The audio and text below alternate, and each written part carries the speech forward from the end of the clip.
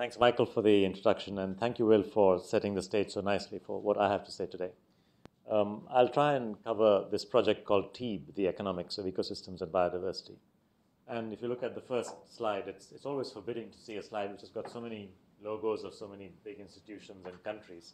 But that's partly what this project was about. It was about mainstreaming.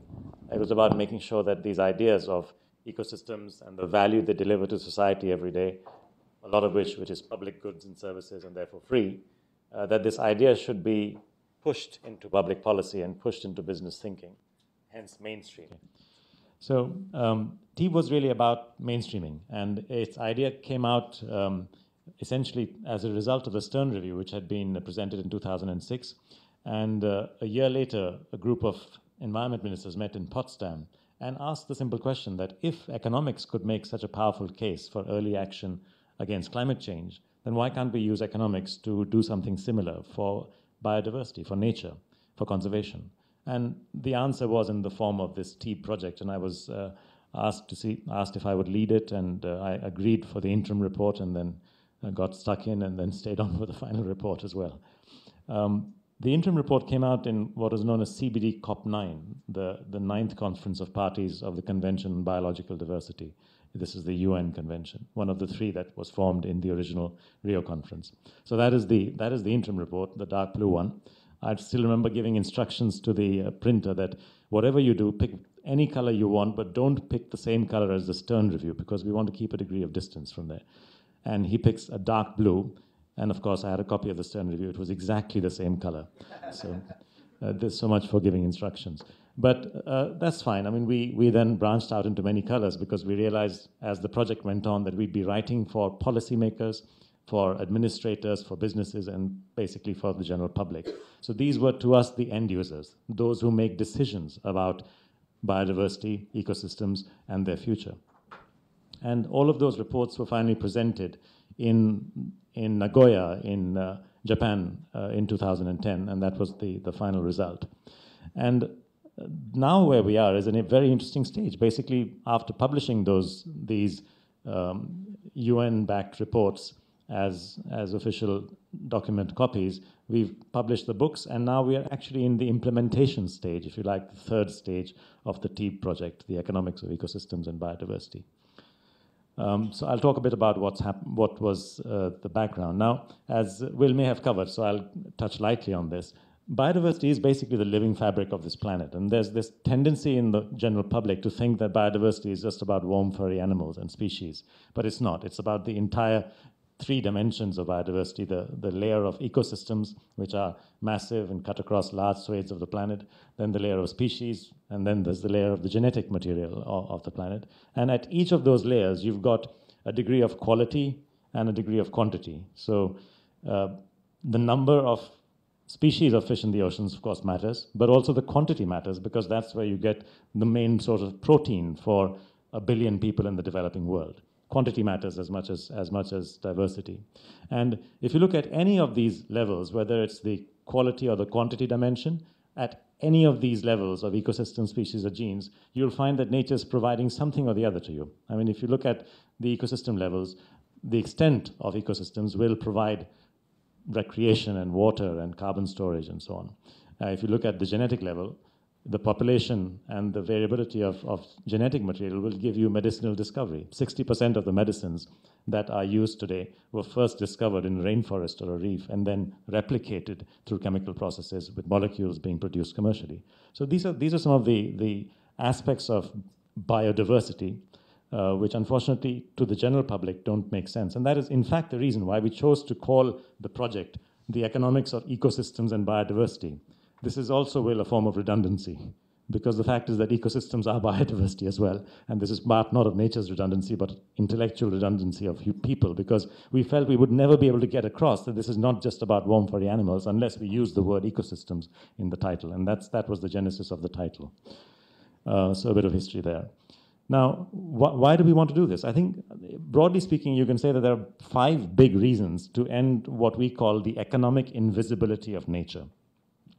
Firstly, of course, has been covered by Will as well, that the size of the losses are just too big. We're talking about trillions of dollars of worth of economic value. Secondly, the losses are most acutely felt by the poorest, those who are the most vulnerable communities, the coastal fisherfolk, artisanal fisherfolk who are basically dependent on the quantity of fish in the oceans, by poor farmers, and by agricultural laborers, and by forest-dependent tribals, and so on. These are the ones who feel the pinch worst, because they are the ones who don't have personal assets, they don't have private wealth. They are dependent on natural assets, which are public wealth, which belong to anyone, which belong to no one. They are dependent on this natural asset class to actually survive. And they are the ones who are worst hit when you lose this. So that's the second reason. The third is that we have solutions, and I'll describe a few. And what's the point in having a problem to which you have solutions and then not apply them, not scale them up, and not implement them? The fourth is that we do have an opportunity to understand natural capital as a very large and relatively unappreciated element of capital that feeds into the economy. It is feeding in anyway. We are not recognizing it because none of these values, or few of these values, are actually valued and introduced into national accounts or private balance sheets and profit and loss accounts. Because they are valuable, we use them, but because they are free, we lose them. And this is the general story that Teeb is trying to correct. As Ed Barbie has famously said, we use nature because she's valuable, we lose nature because she's free. And that's the genesis of the problem. And finally, we actually have a problem with our current economic compass. And I've constantly battled against this in various aspects of my business life, in various discussions going back 20 years, which began the seeds of my interest in this whole space as to why on earth is my country, India, so fixated on GDP, which is not a measure of real performance.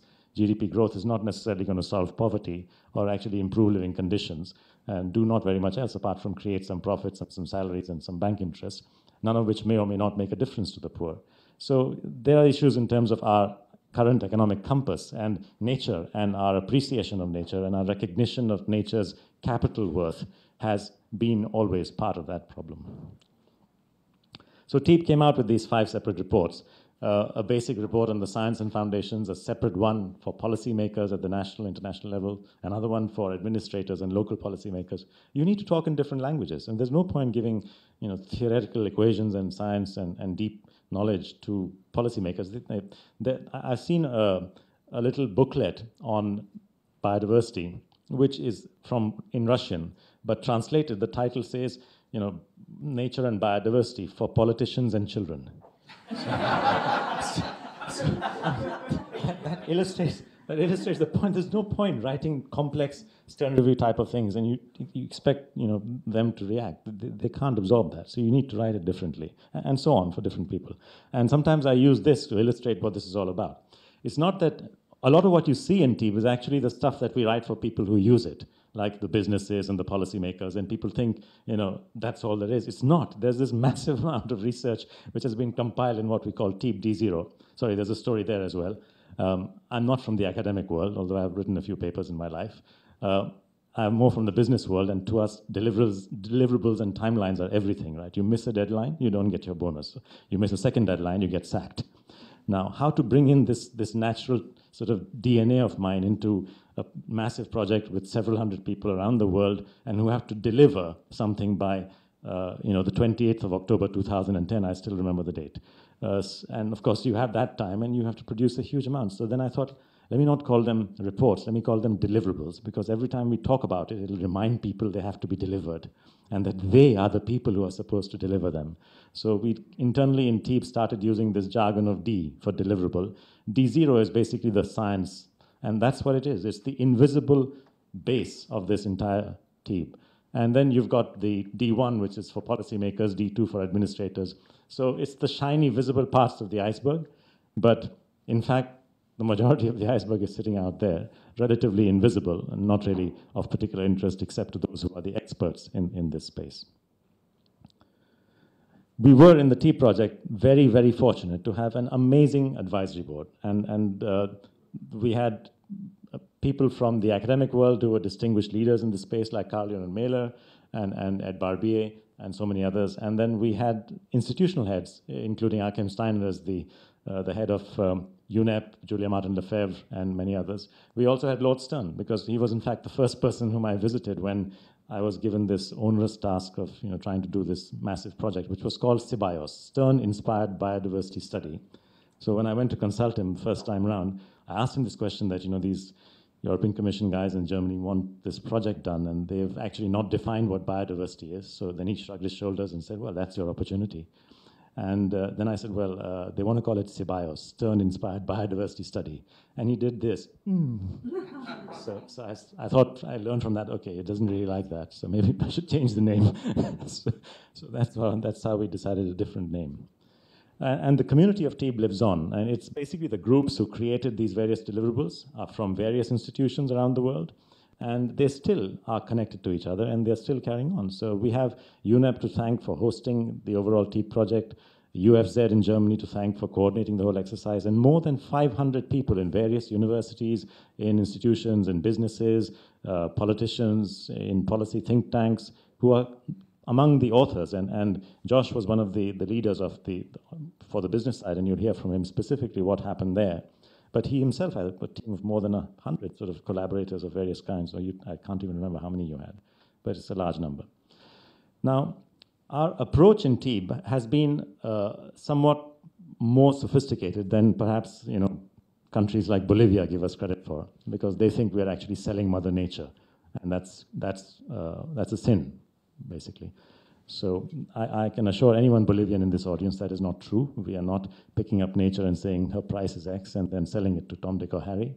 That's not what TEEB is about. It's about recognizing value. So there are certain aspects of ecosystem services, whether it's habitat services or whether it's inspiration or spiritual services, where you just can recognize them. You can't do much about valuing them because you don't have the mechanics for that. And then there are other services of nature where you can demonstrate the value. I mean, you can demonstrate the value of the erosion control function of forests or the pollination of bees, and some estimate of that is about $190 billion. So you can demonstrate those values. But even so, no bee has ever sent you an invoice, right? So even if you know that they're worth that much and that it would cost you that much to have Chinese people climbing ladders and using sticks to pollinate and so on, the fact is you can't actually do anything with that value other than recognize it's there and not be stupid enough to lose bees in the process of whatever else you do. So that's the purpose of that. It's to demonstrate value. Once you've demonstrated that value, hopefully sense will prevail, because economics is the currency of policy and every politician is interested in that. Hopefully sense will prevail and they'll change policies. Of course, that's in the ideal world. They sometimes still carry on their stupidity, so we sometimes don't get the results we want. But there are times when you do get the results you want by simply demonstrating value. And there are other times where you can actually capture the value. So you know it's there, you've demonstrated it in economic terms, and you've actually got some way of capturing it, like today's carbon markets will capture the CO2 values, or we can capture the value of food, which comes from nature, because there are markets for food. Or you can capture the value of water, et cetera, et cetera.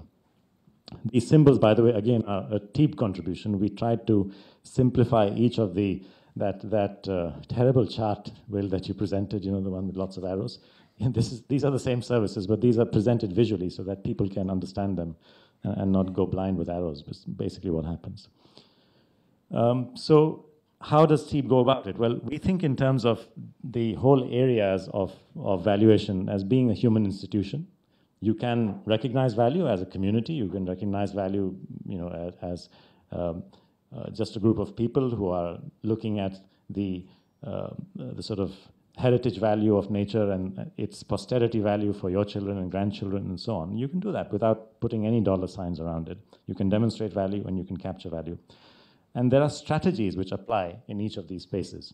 For instance, regional planning. You can recognize that ecosystems have value. In Baoxing County in China, for instance, they actually changed their regional plan in order to not deforest areas where they felt that there was water value and soil fertility value coming through. So they still developed Baoxing County in southern China, but they did it in a manner which recognized the value of natural areas and ecosystem services. So regional planning is one way.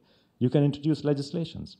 In 1998 in the Philippines, the government got together with, I should put it the other way around, the local people got together with the regional government and the national government and some NGOs and decided after the bleaching event in 1998 for coral reefs that they wanted in the Tubahata reef area to actually declare it a protected area, prevent access so that the corals would have time to regenerate and the fish would have time to restock. And that's exactly what happens. Then, as a result of the legislation, they introduced the protected area and they in fact increased it. So you can legislate. Then you have aspects like certification. I mean, there's so many schemes of certifying, whether it's the Fynbos regime in South Africa, which certifies wine based grown on friendly principles, or whether it's white stalk rice, because certain communities in Japan, in Toyooka City area, have decided to protect the white stalk, which is a locally extinct species, brought it back by changing agricultural practices. Then they brand the rice as certified organic, and they use the label of the white stalk. You can evaluate protected areas for what they're worth and change policies.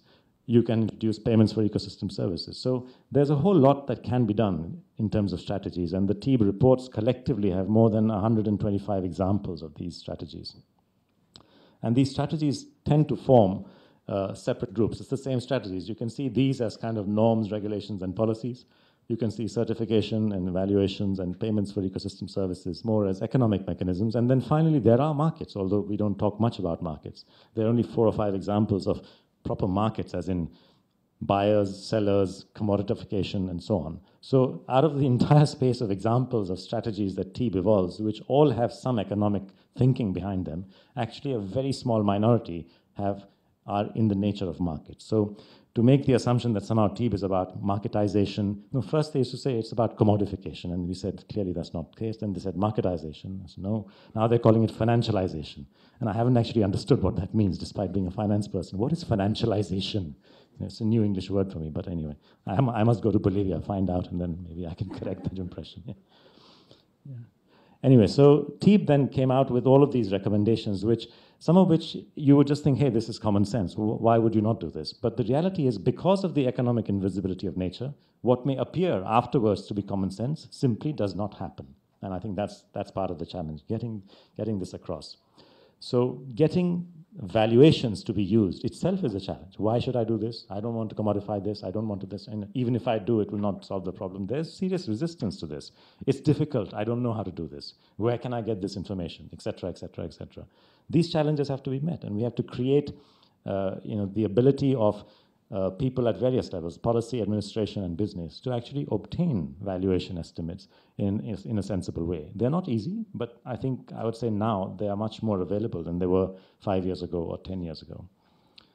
We have to measure better in order to manage better. And if we go ahead with national policies where, in the case of the developing world, natural capital is the largest asset class, if you're not measuring that, how on earth are you going to manage it? So we need to work towards that, and this is important, especially when you get into schemes like REDD+ and so on for reforestation, where you're trying to reward reforestation.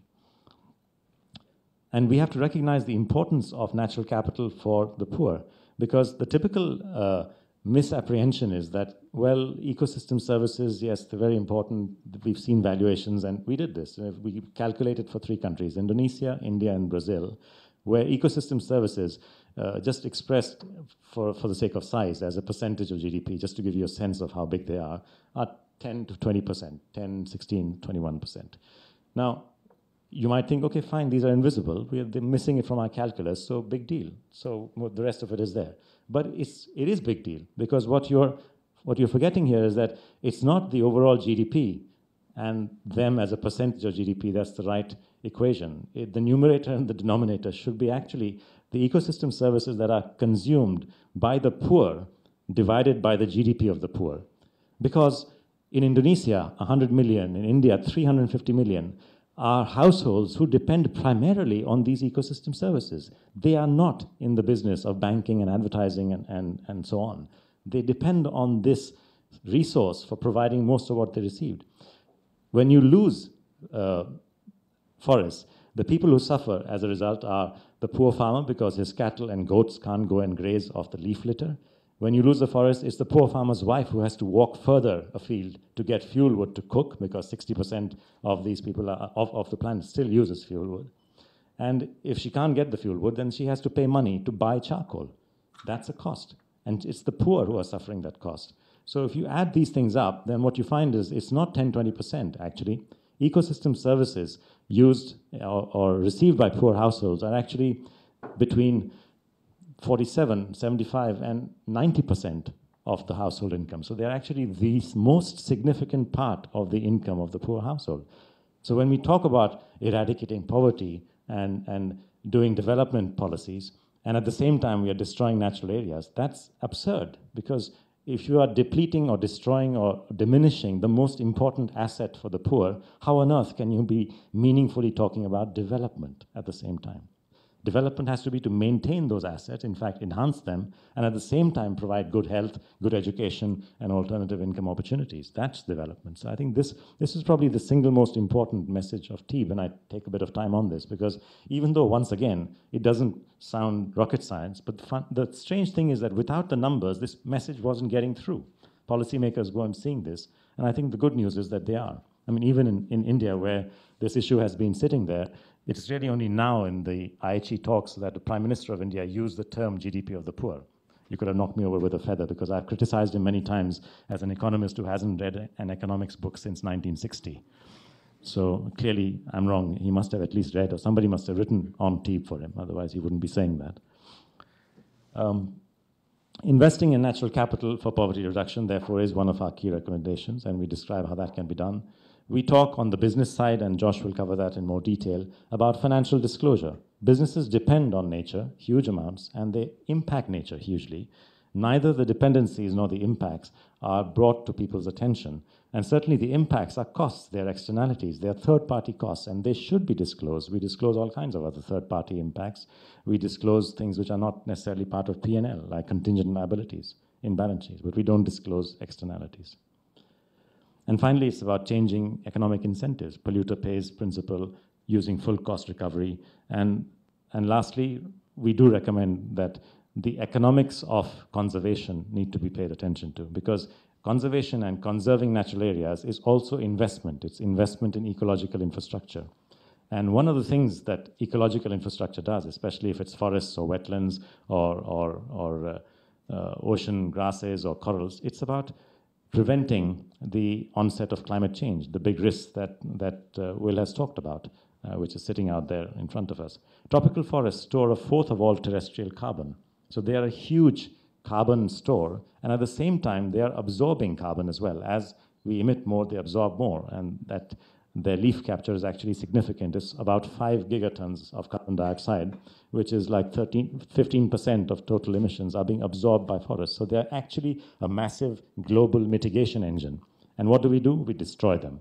We should be doing the exact opposite. We should be conserving them, restoring them, and rewarding those who conserve and restore, because they are providing a very valuable mitigation service. And that's what the RED Plus scheme is theoretically about. And lastly, we do talk about ways in which we can make this happen. So there's a hell of a lot in the TEEB reports on pressing the economics of restoration and the economics of conservation into service in policy frameworks and on the ground. Whole range of opportunities. Now, this slide is based on Rio Plus 20, so it didn't quite go in the direction, but this is what didn't happen at Rio Plus 20. But what did happen was more exciting, which was a recognition by the businesses and by countries that accounting without natural capital is absurd. So we had something called the Natural Capital Declaration, signed by more than 50 countries and by more than 80 businesses. And we also had a huge getting together of the so-called TEEB Business Coalition, which is working towards solving this problem for businesses of the economic invisibility of nature and their impacts, therefore, on nature.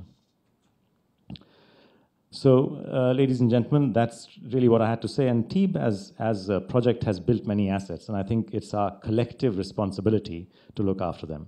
The reason I say that is that TEEB is actually a kind of a public good. We created TEEB as a public good. People use it. I've, together with the other TEEB lecturers, even created a course at Yale University on this, which again is a public good. It's been put on the Yale website. Anyone can copy it and use the lectures. We have the reports, the databases, they need review. We have our approach, which is very collaborative, involves stakeholders, and is very well structured. We need to keep that as we roll out in countries. We have an amazing community, originally of 500 people, but I can't even count, Josh. At least 1,000, I would imagine, are in some way or the other involved in doing some TEEB thing or the other. And then finally, we have a brand, which is about quality, peer review, inclusion, because we don't keep anyone out, and change. And it's about implementing change. It's not research for the sake of research. It's research for the sake of influencing policy, influencing administration, and influencing business. And finally, these are the key demands that are being made of us now, which we are trying to respond in phase 3, which is to build capacity to do these in developing countries, to create country and tea and regional studies so that it can be useful for countries to implement their policies, to create green accounts, which is something that the WAVES project of World Bank will be working on and is working on, and to create business externalities, benchmarks and standards, basically means by which businesses can estimate their externalities in order that they can report them and measure them and manage them. And closing knowledge gaps, because there's still a lot that is uncertain. We don't know enough about the underlying processes. A lot of the economics is mere estimates and has to be. So we need to close those knowledge gaps and basically improve our knowledge. And finally, it's about communicating to the society at large, which I think is probably the thing that we have done least well at. I think we've done well with the policymakers, reasonably well with the business, quite well, in fact, very well with local communities and administrations and city administrations, and not well at all explaining things to people. And we have tried. I think we have certainly got even a film competition that was introduced. I don't know if this is going to work, but if it doesn't, you can go on the web and see it. But we have even introduced films for people to look at. Unsupported browser. That means it doesn't like what I did. Yes. Well, never mind. If you Google Move Film, you can get this. There are 5 small films out of a competition of 55 to explain the value of nature to basically Tom, Dick, or Harry, or whatever, Jill, Jane, or Mo. But that's really what is left for us to do. I think we need to get TEEB out there with people to recognize, to appreciate, to value nature. And we need to re-emphasize our business interest in this, and we need to re-emphasize our policy commitments. Josh, welcome. You're going to talk now about the business side of TEEB. Thank you.